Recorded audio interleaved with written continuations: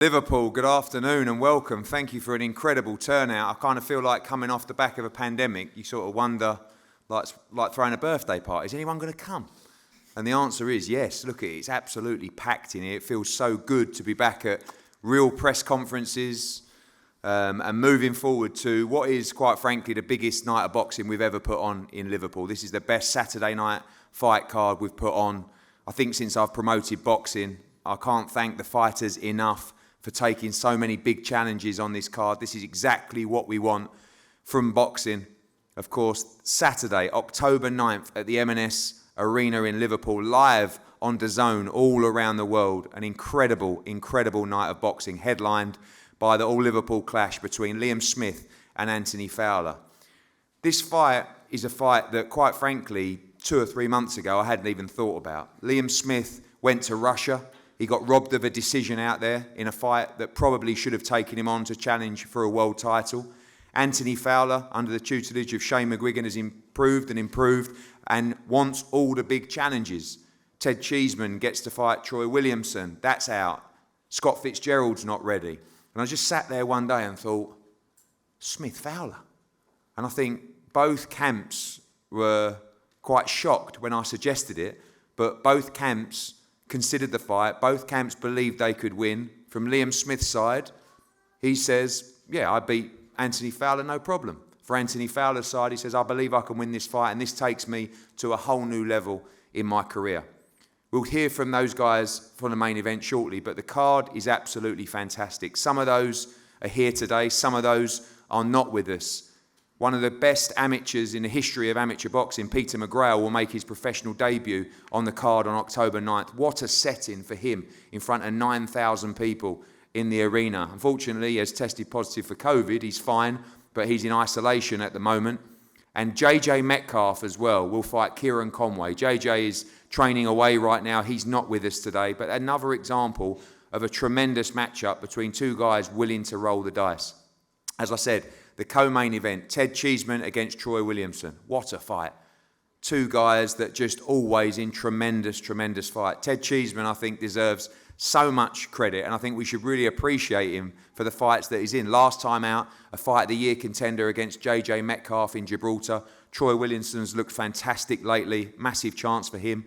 And both guys in the IBF top 10. The winner of this fight, in my opinion, will go on to challenge for a mandatory spot for the IBF world title.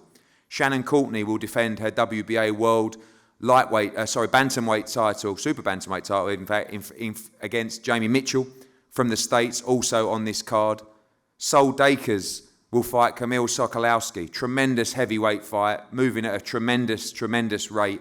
I love the fight. I love him stepping up at that kind of pace. And shout out to Sam Jones and the team. And before the bell action, Luke Willis against Ryland Charlton, which will be sanctioned tomorrow for an eliminator for the British lightweight title. Tremendous fight. Blaine Highland, others to be announced, working on a fight for Robbie Davis Jr. as well, who's here today. This is a tremendous, tremendous night, and there is nothing like a major fight night in Liverpool, especially when you've got two of your own going at it in really what is a career-defining fight.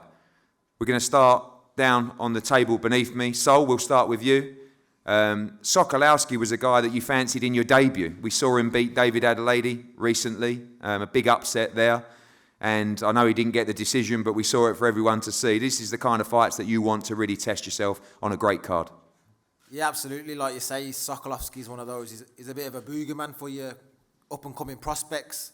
And if you're not switched on, you know, you can become unstuck. So for me, I said, yeah, just get him out of the way early. Don't build it up for anything that it isn't. He's a decent journeyman, but if I'm on my game, I should just deal with him the same way.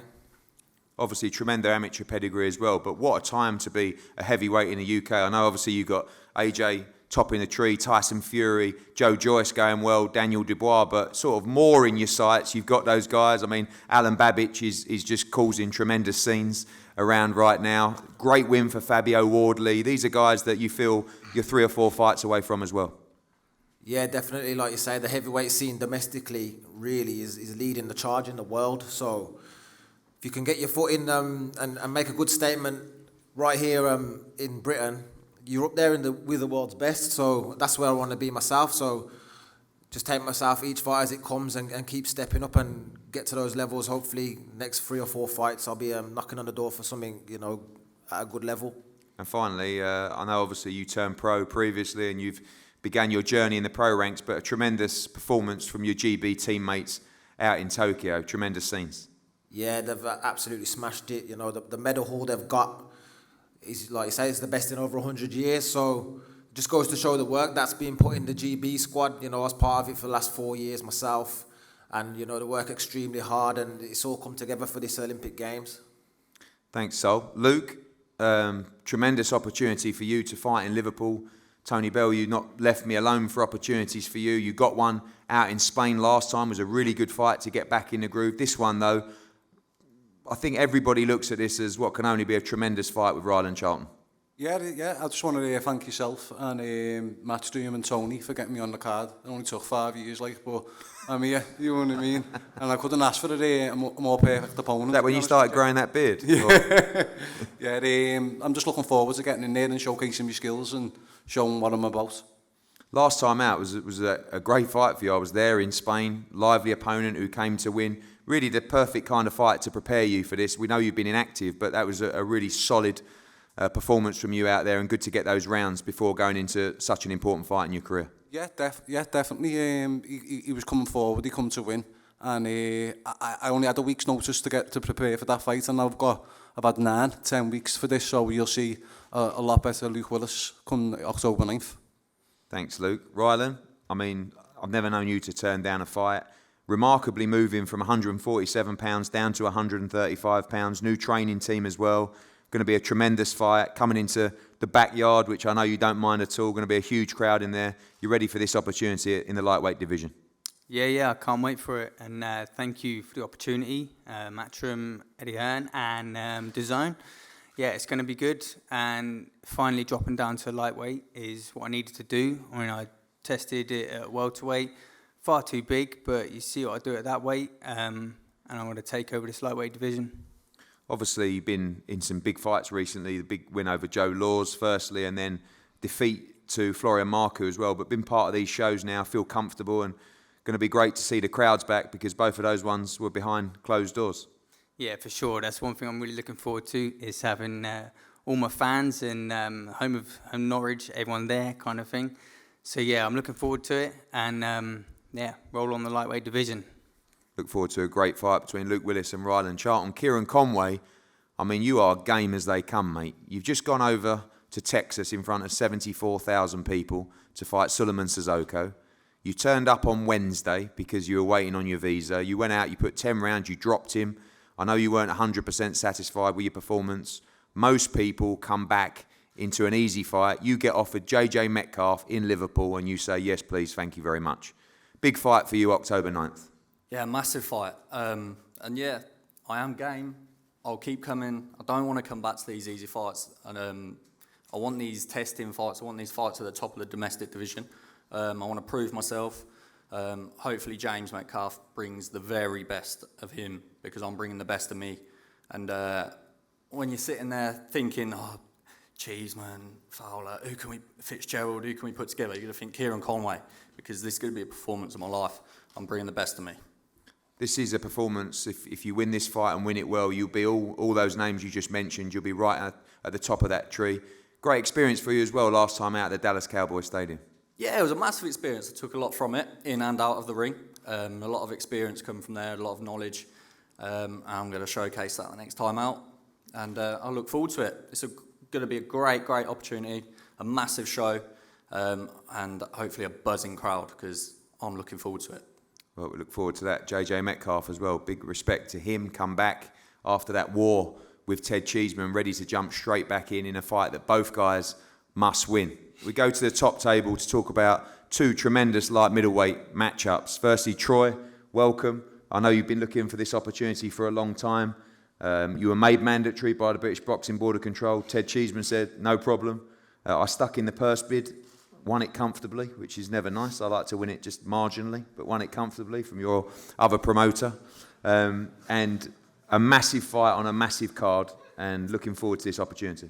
Yeah, well, firstly, I'd like to thank you and Matchroom for the opportunity, Ted for the fight, and the zone for the platform, it's going to be a massive fight on a huge platform and one that I'm really excited about.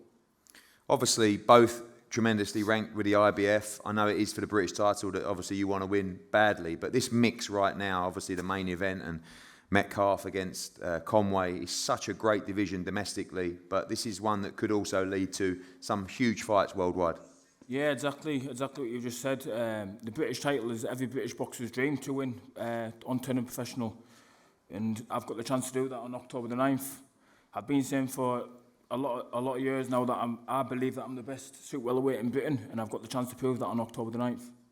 Ted, obviously always in tremendous fights. I mean, the Metcalf fight was one of the fights of the year. You go back to the Eggington fight before that, another fight of the year contender. You know, beat Scott Fitzgerald. Every fight's been a tremendous fight. Still young, still improving, but the styles should gel into a tremendous fight. Yeah, definitely. I rate Ted Cheeseman really high.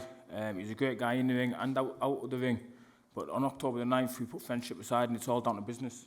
You believe October 9th you become the new British light middleweight champion? Yeah, 1,000,000%. Ted, welcome. Thanks for coming up, mate. And Ted, I've got to tell you, you've become a real crowd favourite in British boxing because literally every fight is a fight of the year contender. I'm not sure that Tony Sims will be over the moon with that, but it just seems that you always throw up great matchups, always mix it with the top guys, and this is another tremendous fight.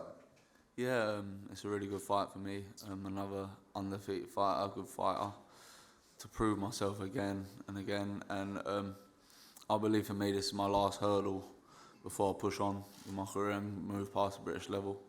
But this is what's really motivating me, that I have to get past this last hurdle to be able to do that. So you're going to see the best Ted Cheeseman you have. Last time out in Gibraltar, just a tremendous fight with Metcalf. It was nip and tuck early in the fight. You came strong and got the stoppage win as well. Still so young as well. You really feel like you're making those improvements from being in these tough tests? Yeah, 100%.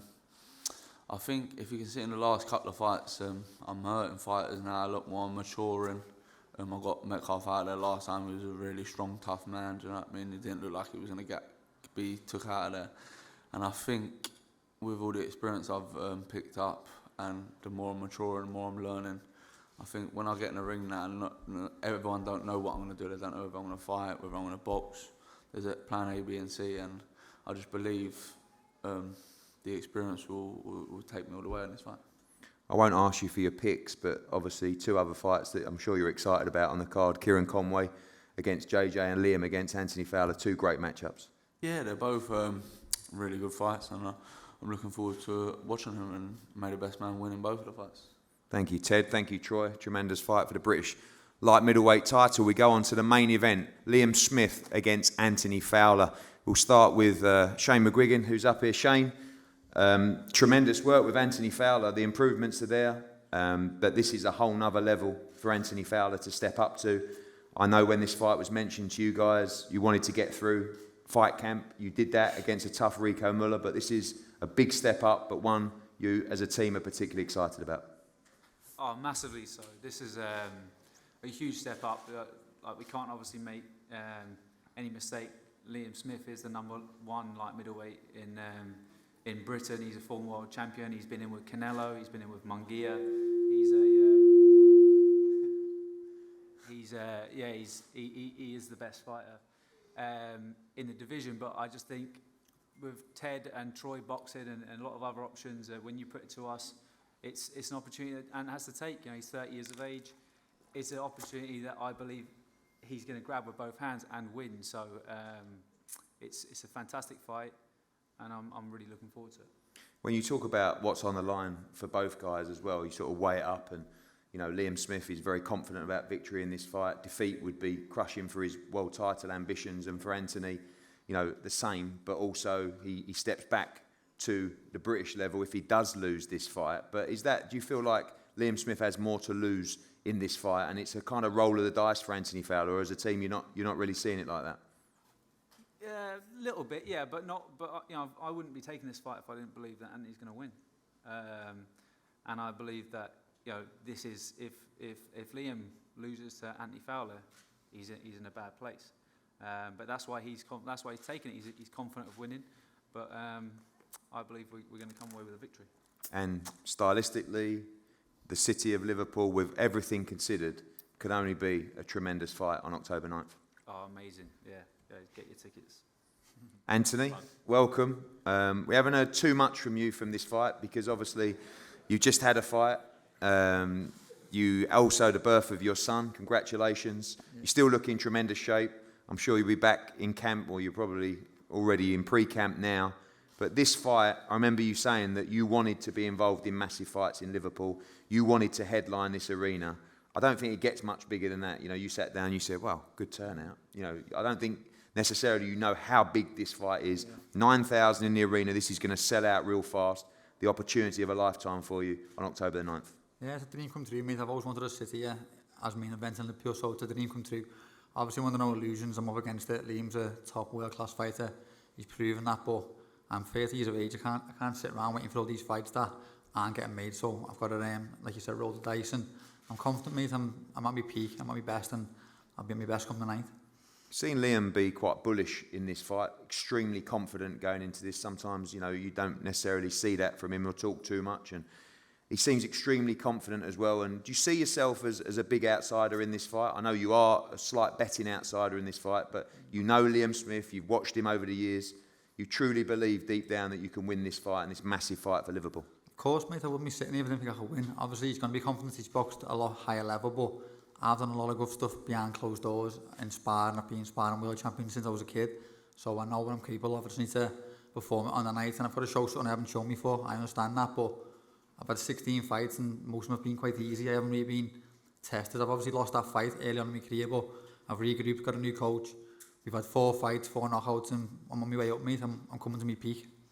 I know Rico Muller's not Liam Smith, but one thing he did say was that he's never been in with anyone who punches quite as hard as you. Is that important factor for you going in this fight? Liam Smith, a fantastic technician as well. You need to get in there. You need to show him your power. Yeah, mate, I'm big and as strong as anyone. At this weight, obviously, I haven't got the experience, but I'm as hard as anyone. I'm big, strong, and I know what I'm capable of, mate. I know I am, and I wouldn't be here. I didn't think I could win. Also, grown up in this city, obviously, in huge nights in Liverpool, when you ring walk on October the 9th, it's going to be an outstanding atmosphere. It doesn't get much bigger than this. You seem nice and calm at the moment, but come October 9th, everything's going to be on the line. Mate, you know what? I was just thinking, I can see me make there, Callum, and I was looking, thinking, I remember that was me, sitting there watching all the likes of Bellew, Pricey. I was sitting there thinking, I'd love that to be me one day, and I'm here now, so I'm really grateful, and I want to give it my all, mate. Thank you, Anthony. Liam, welcome. This fight was talked about for a while between the teams. I know you talked about the Jesse Vargas fight. You feel like you won in Russia. You did win in Russia in everyone's opinion as well. Opportunity for a big fight, and there's nothing like a sold-out Echo Arena. It's going to be a great night on October 9th. It is, yeah. Obviously, it's a fight that was put to us, one I was looking at, and I think obviously they're probably hoping and banking on that. It's a fight that I weren't looking at, but once the fight was spoke about, once I knew that was the path we were going, you know, I said to my management team, I said to yourself, it's a fight that I'll take, and it's a fight that makes me smile. It's a fight that I'll be bang up for. It's you know, I'm buzzing to be topping the bill again on a card like this. But again, against another Liverpool fighter, one that I can get my teeth into. I'm looking forward to it, and just a little bit like I just feel it's going to be like the Eggington sort of thing, you know, with 10-ounce gloves on, in fight shape with a bit of a crowd. I hate the shout levels. I hate it. You know, he used it himself against Scott Fitzgerald and come unstuck, so I'm not going to use that now. But I just think after the fight, it'll be the same case as the Eggington one. I'll just show him that little bit of step ahead, and you know, he weren't ready for that step up just yet. I've seen in your interviews that you are unbelievably confident in this fight. Do you see absolutely no way that Anthony Fowler can beat you on October 9th? I just think he's competitive, but for 4, and I've seen Shane come back with what he said, but you know, I think he's a good fighter for 4, and then I think he just reverts back to what he does, and I think once the fight goes past 4 rounds, it only goes one way. Obviously, with the local element to this fight as well, and everything you've achieved in your career, people talk about almost not being able to walk down the street. Does that live motivation for you as well? I mean, let's be honest, if you lose this fight, you're really going to struggle to deal with that after everything you've achieved in your career. Course, and obviously you know how bad he is on social media anyway, so imagine me losing to him on social media. I've got to live with photos, I'd have to live with that for the rest of my life, so you know, obviously everything like that got took into consideration, and you know, it's a fight that makes me smile. It's a fight that I can get banged up for, and you know, you'll see. I think he's got a lot to deal with the next 9 weeks. You know, a lot of pressure, a lot of the build-up side to it. Whereas, you know, everything we've said, everything you've just touched on himself. I've been in with a bigger puncher. I've been in with a better fighter. I've been in with, you know what I mean. I've been in local derbies with my brothers. You know, he's got a lot to deal with in the next few weeks, and it'll be interesting to see. And can we just clarify that if you win on October 9th, you will be goading significantly on social media? I mean, via some CBD as well, but just generally, you know, there's a lot on the line. And I do think when I look at this matchup, I don't see that much pressure on you.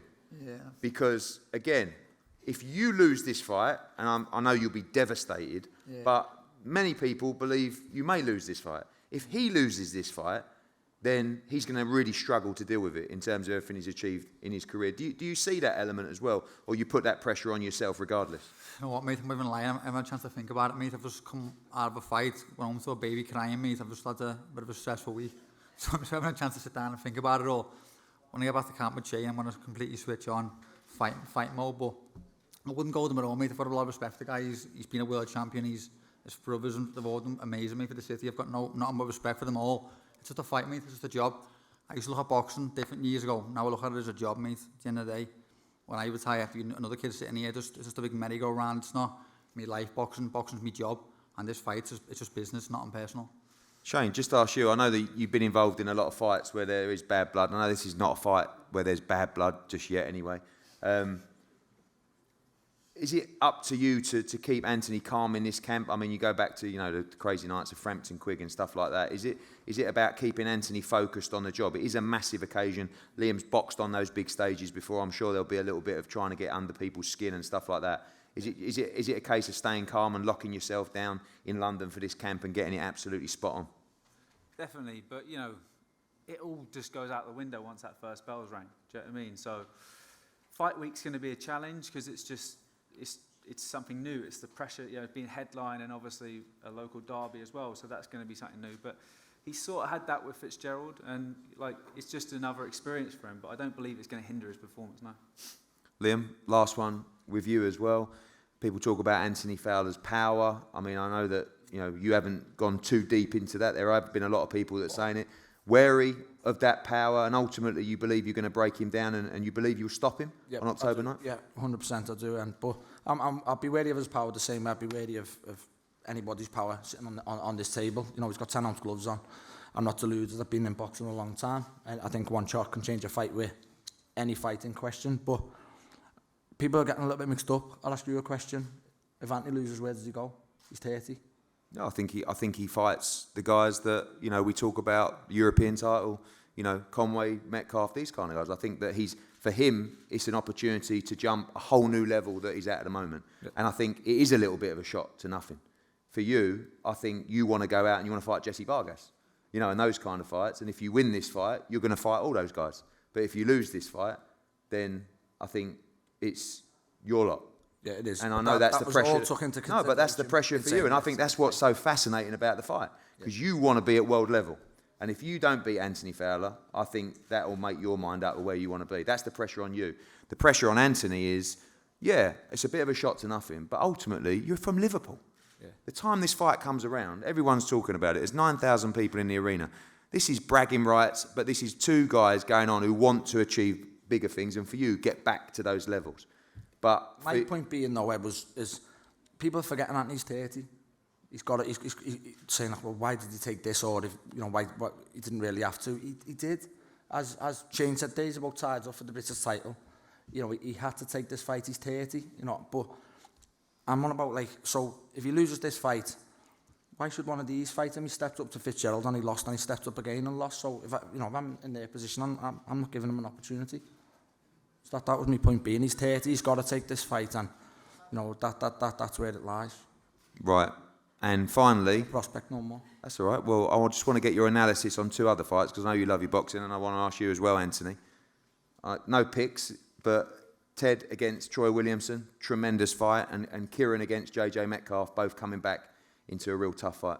Yeah, obviously I think that the British title fight's a great fight. It went to Pace bids, and you know it was a mandatory challenge. So you know, you're always going to get a good fight for that British title. And, you know, obviously, I like both fighters, so, you know, may the best man win, Keaton and JJ. I'm happy you give JJ the respect he deserved as well before, because obviously he's not here, but he deserves massive respect for coming back after a tough fight with Ted to go straight into a tough fight with Keaton.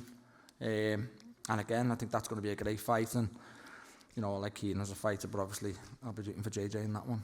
And final one from you as well. 2 great light middleweight fights on the card as well. I know you'll be hitting pads with Shane whilst those are on, but another fantastic card. Mate, it's boss card, mate. It's amazing to headline this card. Great fights all through. Even Luke Willis against Chandler, great fight. And Troy's game has been Troy done a lot of sparring. A lot of respect for Troy. I hope Troy comes through. Ted's another great fight that he's been there, done it now at British level. So boss fights, mate. Just a boss card, mate. It's going to be a great night, and I'm buzzing for it, mate. Nothing to lose, everything to gain, and can't wait for it.